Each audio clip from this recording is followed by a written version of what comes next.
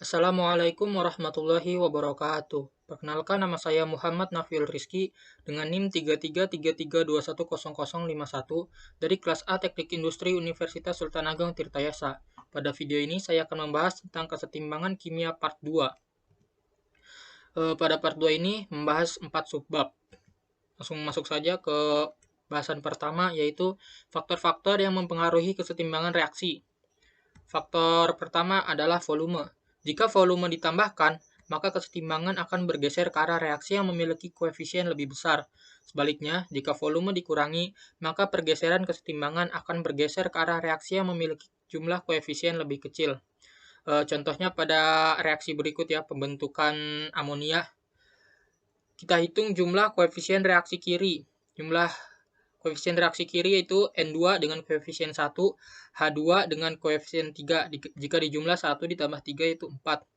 Dan jumlah koefisien reaksi kanan hanya ada NH3 dengan koefisien 2. Maka koefisien reaksi kiri lebih besar daripada koefisien reaksi kanan.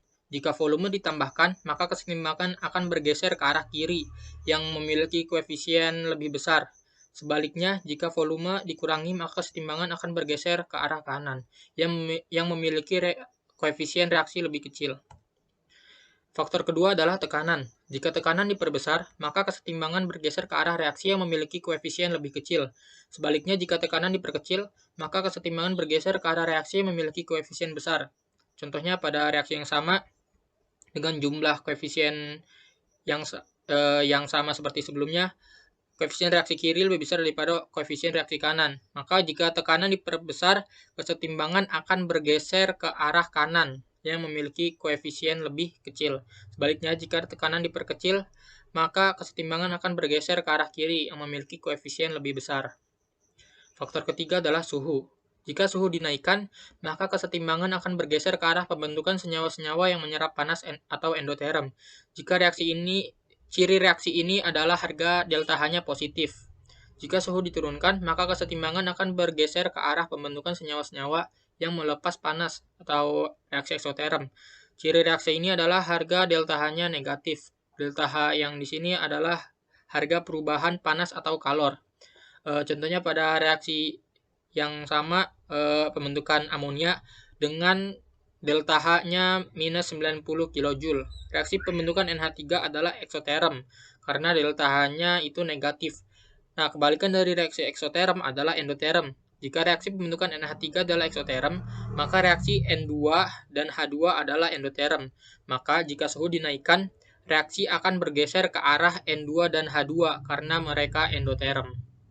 Faktor yang keempat adalah konsentrasi. Jika konsentrasi unsur atau senyawa di salah satu ruas ditambah, maka kesetimbangan akan bergeser ke arah yang berlawanan.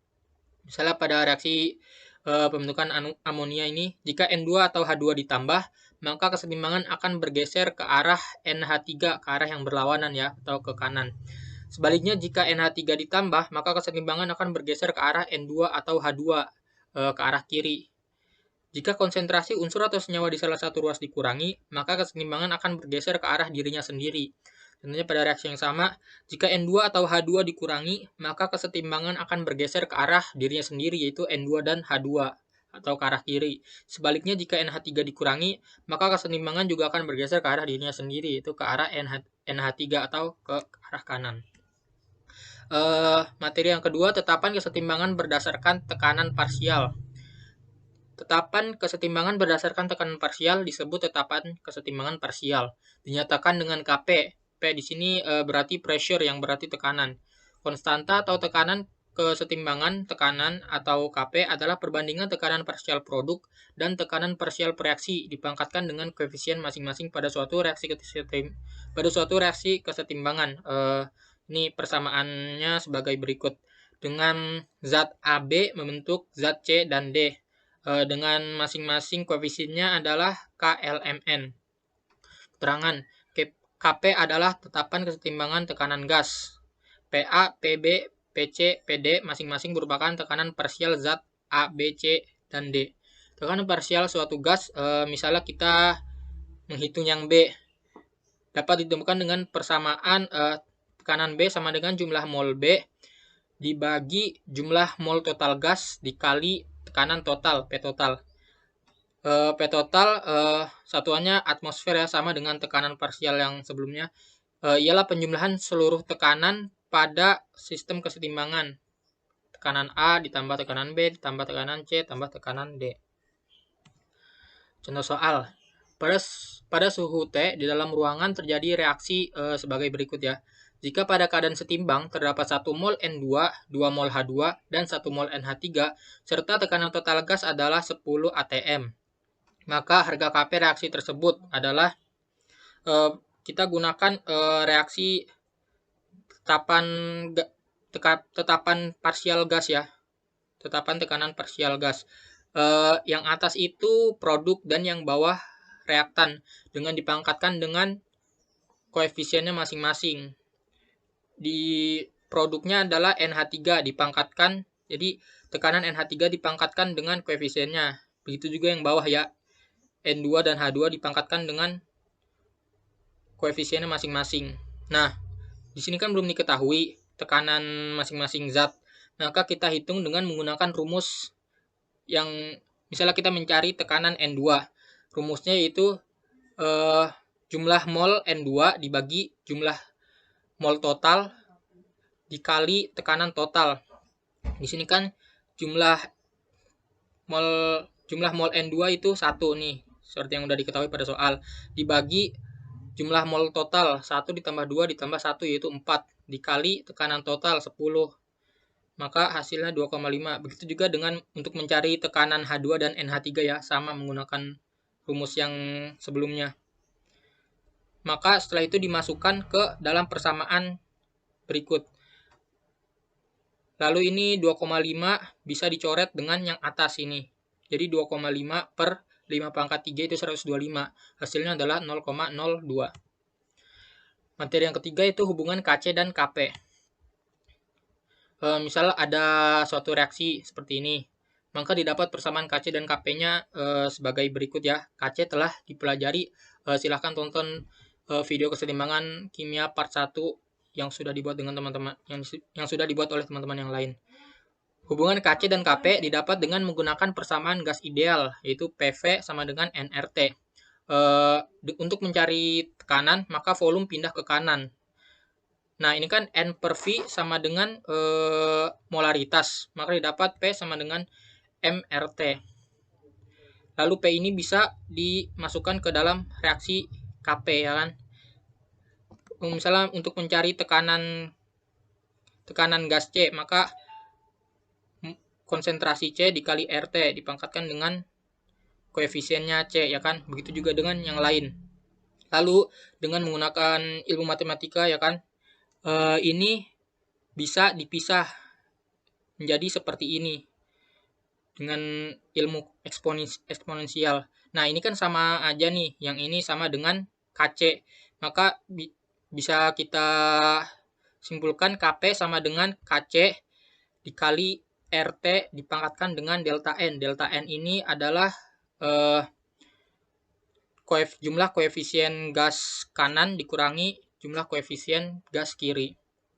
Nah, ini keterangannya ya, delta N. Koefisien gas kanan dikurangin kiri. Nah, ini apabila delta N sama dengan 0, maka Kc sama dengan Kp ya kan? Karena semua yang dipangkatkan 0 kan hasilnya 1. Kc dikali 1 yaitu Kc. Maka Kp-nya sama dengan Kc apabila delta N sama dengan 0.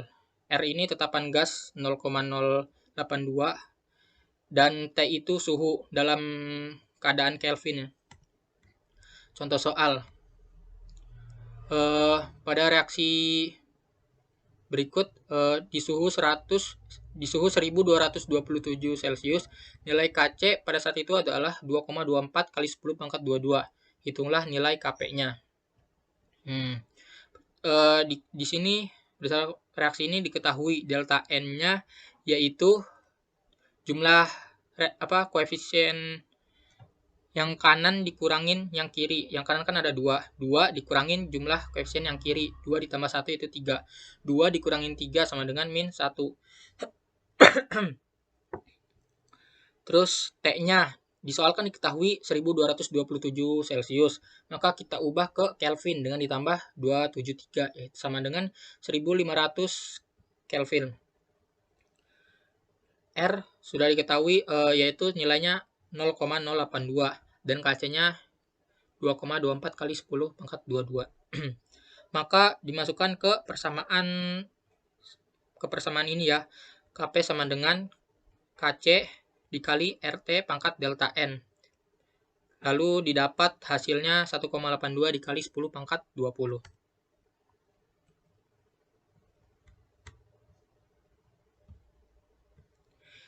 Materi keempat yaitu aplikasi reaksi kesetimbangan industri. Aplikasi reaksi kesetimbangan di industri. Reaksi kesetimbangan banyak diterapkan dalam proses industri bahan-bahan kimia.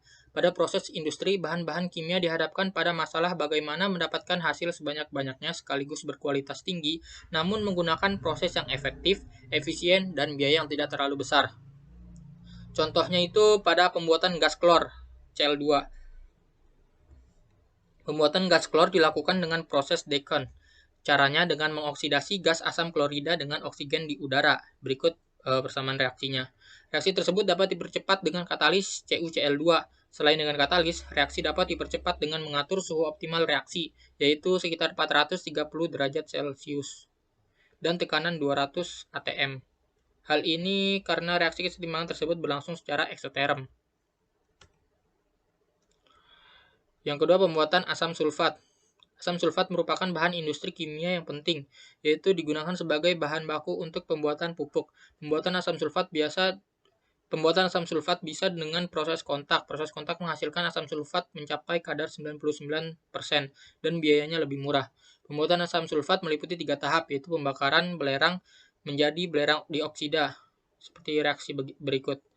Lalu tahap kedua yaitu oksidasi SO2 menjadi SO3, dan ini reaksinya. Dan yang terakhir mereaksikan SO3 dengan air sehingga didapat H2SO4 atau asam sulfat. Cukup sekian video dari saya, kurang lebihnya mohon maaf. Assalamualaikum warahmatullahi wabarakatuh.